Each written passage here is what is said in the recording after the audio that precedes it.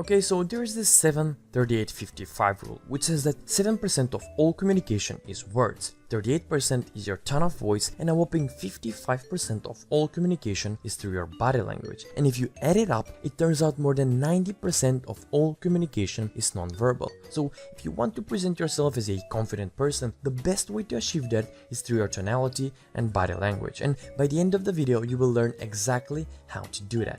This video will be divided into two parts. First, we will discuss body language tips and habits of extremely confident individuals. And in the second part, we will go over from head to toes, covering your feet, legs, torso, arms, and head. Now, here are the 4 tips that you can literally start using today to improve your body language and exude a powerful, calm, yet confident vibe in all of your conversations and social interactions. First, look your best. This is how our society works right now. Whether you like it or not, you will be judged by your appearance. I know this is not strictly a body language tip, but it's important because depending if you look your best or if you don't care about your appearance at all, it can either increase or decrease the effectiveness of the tips that follow. Plus, you will automatically feel more confident when you look your best. I'm sure you've experienced this already. And by looking your best, I don't mean expensive brands and golden watches. What I mean is that you're clean, smell nice, and your clothes are appropriate and fit nicely. Second, use power poses. Whenever you're feeling powerful, you tend to subconsciously use a power pose. But what social psychologist Amy Cuddy revealed in her TED Talk is that standing or sitting with certain poses for as little as 2 minutes raises testosterone levels and lowers cortisol, also known as the stress hormone. Those hormone levels are associated with power and dominance. In other words, if you use power poses, even if you're not feeling confident, you will begin to feel powerful, dominant, and optimistic, traits that belong to the confident alpha. I will link the TED Talk in the description so you can learn more about the poses, and I highly recommend that you go ahead and watch the whole thing. Third, slow yourself down.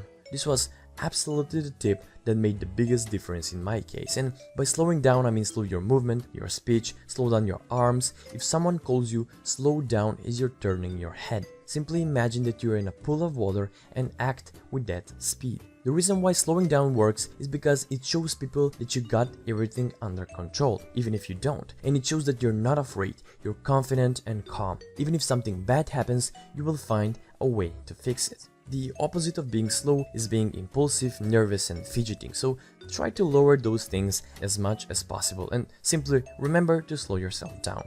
Fourth, practice smiling and holding eye contact correctly. Looking down when walking or talking is the fastest way to show someone that you're uncomfortable and not confident. What you should do instead is to hold firm eye contact about 80% of the conversation. And if you're not comfortable holding eye contact, you can try looking your partner in the eyebrows at first. It will be much easier and they won't notice the difference. After that, gradually work your way up into full eye contact. Also, wear a smirk, a light smile on your face throughout the day so you come across as approachable, fun, and confident person. After the video, go ahead and look yourself in the mirror. Compare having a dead serious face with a light, playful, confident smile. You'll notice the difference immediately. Now, let's go over your stance and posture. Start with your feet shoulder width apart and your toes pointing outwards. This is considered open body language. If your legs are crossed or you have one leg behind the other, this type of body language is called closed body language, and it's associated with fear, anxiety, defense, and lack of confidence, traits that are not so attractive. On the other hand, open body language is associated with confidence and power, so feet shoulder width apart and toes pointing outwards. Bonus tip for your feet and legs is to take big steps, or at least don't take small steps. Shuffling or creeping make you look nervous, so take firm strides. Arms. Don't cross them. When we are nervous, we tend to put our hands in our pockets, behind our backs, or cross them to cover our chest. And that can be seen as shy, introverted, and passive. So don't cross them, don't hide them. Keep them relaxed by your side, on your waist, or use them to emphasize certain points in your conversation. Now, I want you to pay close attention to the next 2 groups because they will literally change how people see you. It's your shoulders and chest. I want you to notice your posture right now. Most of you watching this video will have your shoulders slouched forward and your chest inwards. And because we spend a lot of time in this position because of computers and phones, without thinking, we carry it throughout the day.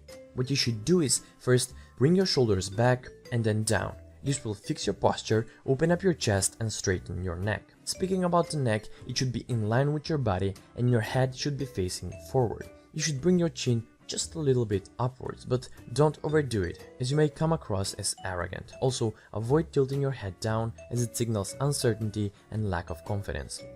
There is a lot of information in this video, and it might be hard to think about all of those things during the day, so I want you to kind of learn all of this stuff, get a feel for it instead of memorizing it. Confident body language is opening yourself up, doing slow and controlled motions, speaking with calm and confident voice, having a straight posture with your shoulders back and your chest up, not being afraid to take up space, and looking and feeling comfortable. A rule of thumb is, if you feel comfortable, you look comfortable. Give yourself 10 to 15 minutes in front of the mirror after this video. Correct some of the things you think need to be fixed with your posture, walking or talking. Practice some of the power poses, because those 15 minutes may change how people perceive you. You can literally become more confident, attractive and successful in your social life and in your life in general if you apply these concepts. If you look and feel confident long enough on the outside, I guarantee you will start to feel it on the inside. Anyway, thanks for watching, and I'll see you next time.